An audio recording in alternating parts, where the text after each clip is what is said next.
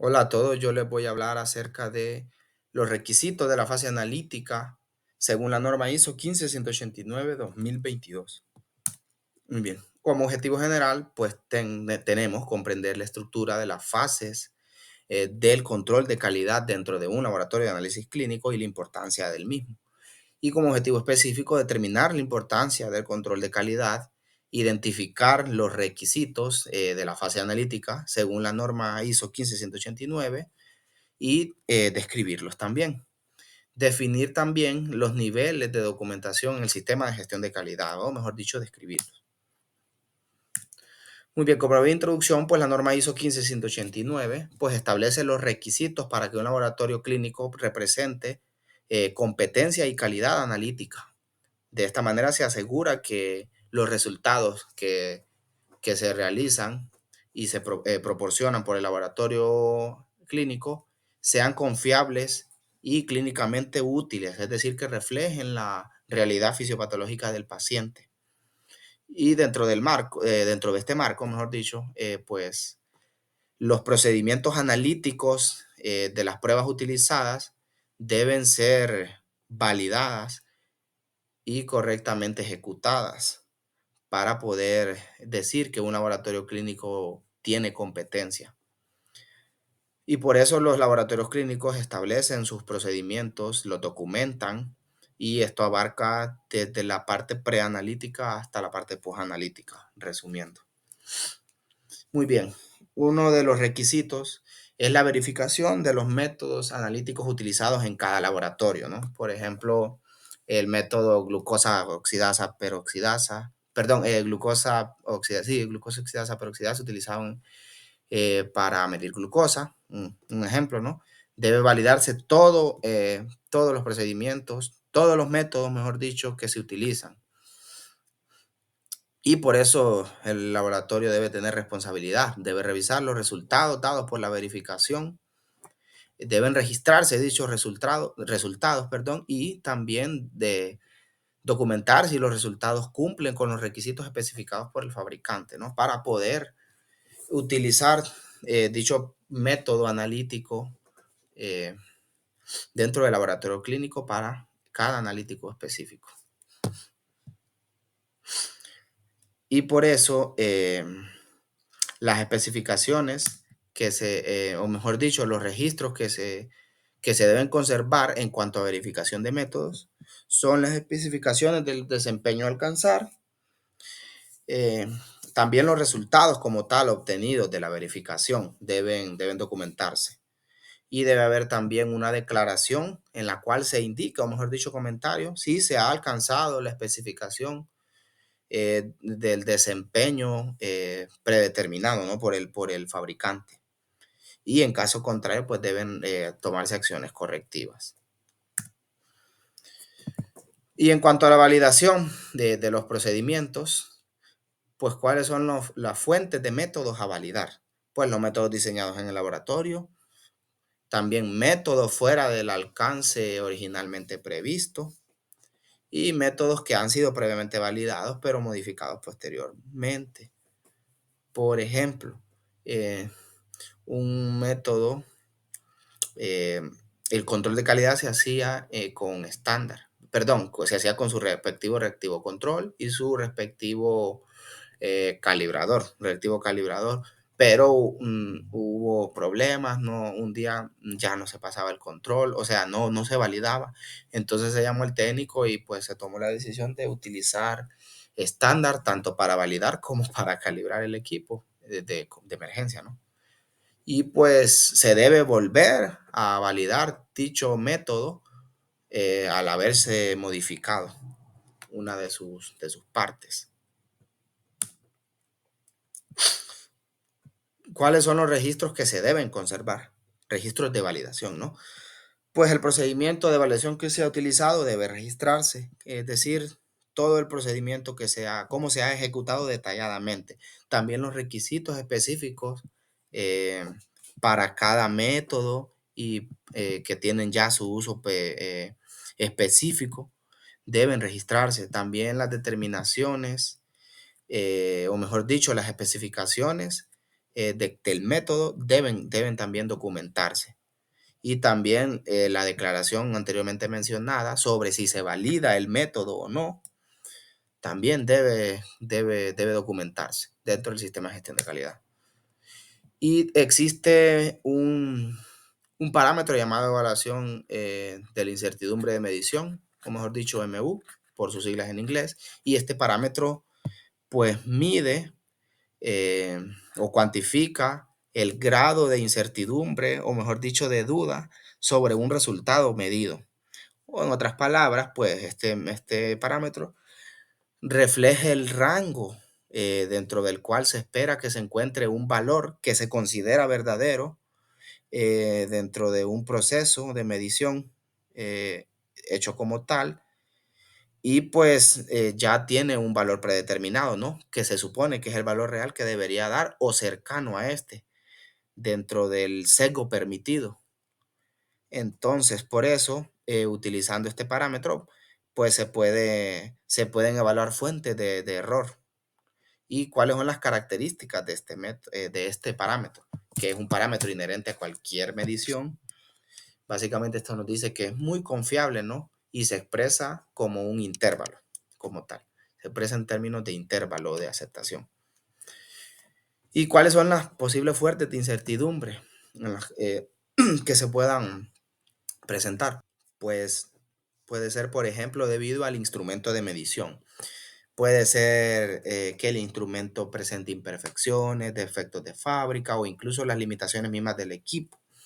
Por ejemplo, la linealidad o límite de detección, que pues son básicamente limitantes que podría presentar. También otro limitante podría ser el tipo de muestra analizado por el equipo para dichos parámetros. También otra fuente de incertidumbre o error puede ser debido a condiciones ambientales, ya sea como temperatura, presión, humedad, no solo del equipo como tal, es decir, la presión, temperatura y todos estos parámetros que maneja el equipo para simular la homeostasis, sino también factores ambientales en el cual se está desempeñando el equipo. Por ejemplo, si el ambiente donde está es cálido, pues puede que los resultados, de hecho los resultados eh, saldrán alterados. Por eso, incluso algunos equipos te traen una alarma como tal que indica que la temperatura no es la correcta o que la presión no es la correcta.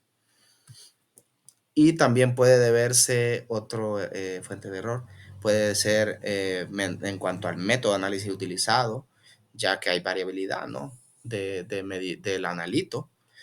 Puede presentar variabilidad dependiendo del método aplicado. Y también, por último, puede deberse en cuanto al operador, o mejor dicho, la persona como tal, el analista.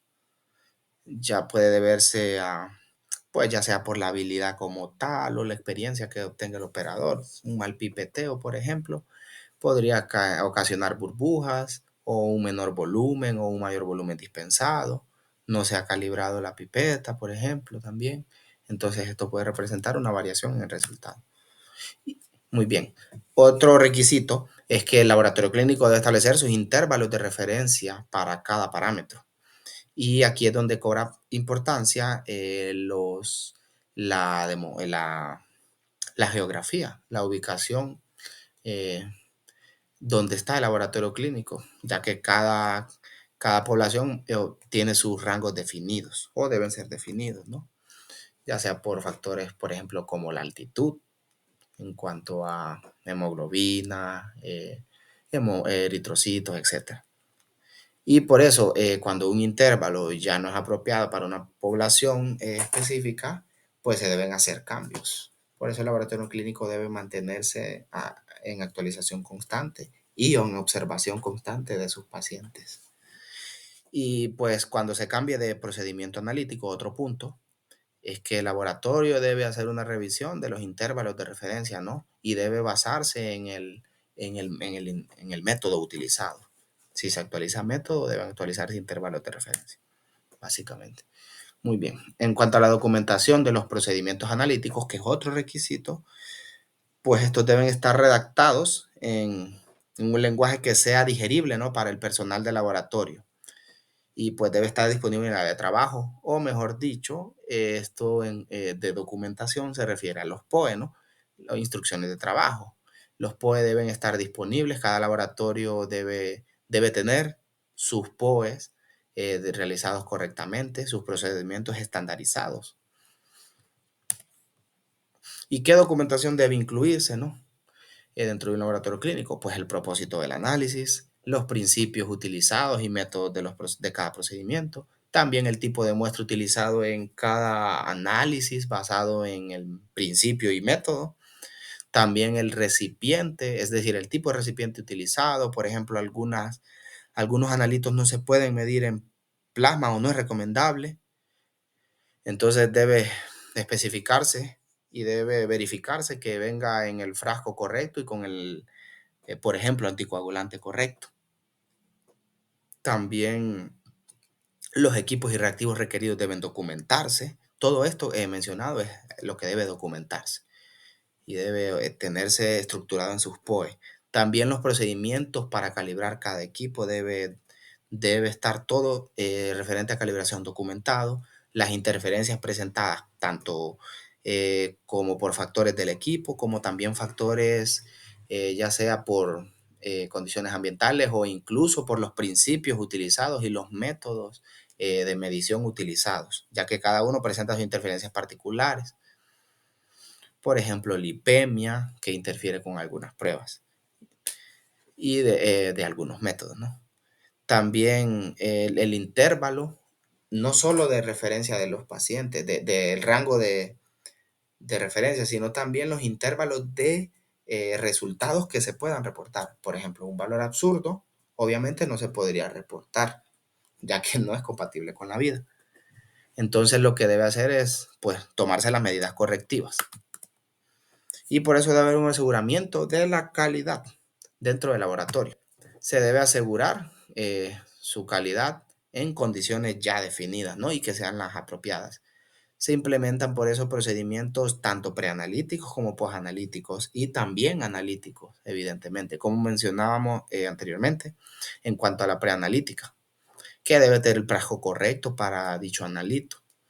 Otro ejemplo, en el caso de que se vaya a realizar un urocultivo, pues debe indicársele al paciente la adecuada toma de muestra y las condiciones de asepsia que el paciente debe tener presentes a la hora de tomar la muestra para no presentar interferencia o un resultado falso que no represente la situación real de dicha persona.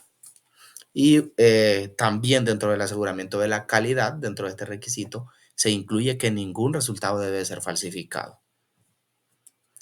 Por ejemplo, el otro día obtuvimos resultados de amilasa disminuidos, demasiado disminuidos, y no era compatible, ¿no? con los pacientes. ¿Por qué? ¿Qué sucedía? Que las muestras se habían tomado turno C, turno nocturno, aproximadamente 3 4 de la mañana las toman. Y las muestras pues no eran separadas dentro del intervalo de 1 hora para medir amilasa, según el inserto. Entonces, por eso la amilasa nunca salía dentro del rango o incluso no dentro del rango, sino reflejando la situación real de este analito en el paciente. Por lo mismo, porque no se separaba el coágulo hasta que llegaba a turno A. Entonces la muestra, toda la amilasa era consumida, por decirlo de alguna manera. Muy bien, y por eso el laboratorio debe participar en programas de control de calidad y obtener su control de calidad como tal, en todas sus fases. Por eso el laboratorio debe diseñar sus procedimientos ya mencionados, sus POE, que estos se incluyen dentro de un control de calidad, para que de esta manera se verifica que la calidad en el laboratorio es efectiva y está presente. Por eso se participa en programas de control interno de la calidad y por esto el laboratorio dispone de procedimientos ya estandarizados y que también puedan ser ejecutados y documentados, o mejor dicho, por decirlo de alguna manera, fabricados por el laboratorio como tal, porque es un control interno como tal, es un control propio que se hace. Y así de esta manera se obtiene un seguimiento del control y se valida los resultados. Se puede decir que los resultados son confiables dentro de nuestro laboratorio como tal. Y por eso se considera la aplicación de los análisis, ¿no? De cada, con esto me refiero a cada analito, ¿no? Por ejemplo, una glucosa alta, ¿cuál es la aplicación que tiene el obtener una glucosa alta en un paciente? Y también el procedimiento utilizado que debería en principio permitir pues la detección de una variación en el reactivo. Con esto se refiere a, por ejemplo, cuando no se pasa control, ¿no? El otro día también sucedió que no se pasaba, es decir, el control no se validaba. Entonces se repetía y se calibraba y no se validaba y tuvieron que tomarse algunas medidas correctivas que pues para no hacer largo el cuento mejor lo acortamos. También se debe considerar pues el material, ¿no? El uso del material, por ejemplo, tubos limpios, tubos adecuados. Por ejemplo, el otro día llevaron creo que quizás se equivocaron en la sala y mandaron una solicitud de tiempos de coagulación y utilizaron un tubo. Sí utilizaron el anticoagulante, ¿no? Correcto, pero utilizaron un tubo de vidrio y el tubo de vidrio interfiere, ¿no? Activa los factores de coagulación. Entonces, el tubo correcto es un tubo de borosilicato, por ejemplo. Muy bien. Y también se debe participar, otro punto, otro requisito para poder eh, hacer efectivo el uso de la norma ISO 15189 en cuanto a la parte analítica es que participar en programas de evaluación externa a la calidad. Y el laboratorio así, pues, hace su desempeño, lo evalúa, ejecutando análisis de muestras que han sido enviadas, ¿no?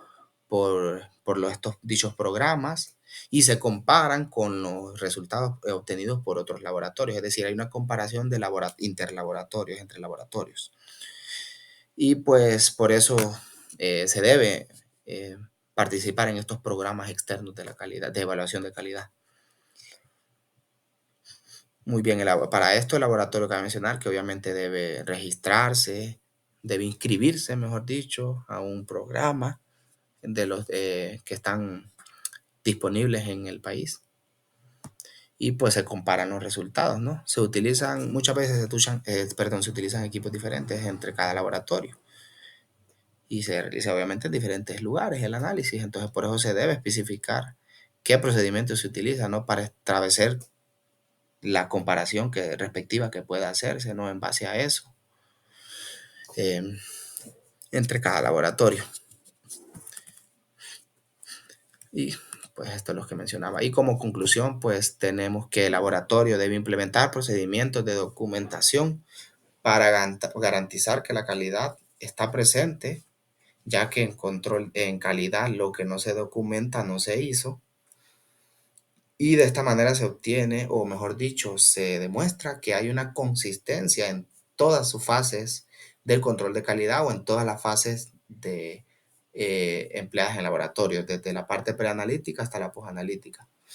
Y también que es importante o es necesario como requisito, pues implementar un control de calidad interno y inscribirse a controles externos de la calidad para monitorear la precisión de nuestro laboratorio y también la exactitud de los resultados. Y de esta manera saber que son reproducibles. Y pues otra conclusión obtenida es que los procedimientos utilizados deben asegurar que los resultados analíticos son trazables a estándares internacionales ya establecidos o también nacionales. Y así se garantiza, ¿no? Que la comparación es aplicable y que los resultados son confiables. Otro aspecto es que el laboratorio debe calcular y documentar los sesgos obtenidos o el sesgo determinado de cada medición para así tomar las acciones correctivas pertinentes en caso de ser necesario y también demostrar la confiabilidad de dichos resultados. Y también debe mantener sus registros completos de todos los procedimientos, de todas sus fases, todos sus POEs completos y procedimientos estandarizados. Como tal, esto representa un POE, ¿no? Un procedimiento estandarizado, pero que es válido. Y de esta manera se asegura, ¿no?, que eh, los resultados obtenidos son trazables y de esta manera pues se facilitan las auditorías realizadas por los organismos internacionales, por ejemplo los ISO, y para revisiones posteriores. Y pues como conclusión general, pues para poder decir que un resultado es confiable y que el laboratorio, sus resultados son trazables y reproducibles, pues se deben cumplir con una serie rigurosa de requisitos que son, valga la redundancia, estrictos, no solo dentro de esta fase analítica, sino dentro de todas las fases que corresponden a las utilizadas, evaluadas en un laboratorio de análisis clínico. Y esto ha sido todo. Muchas gracias.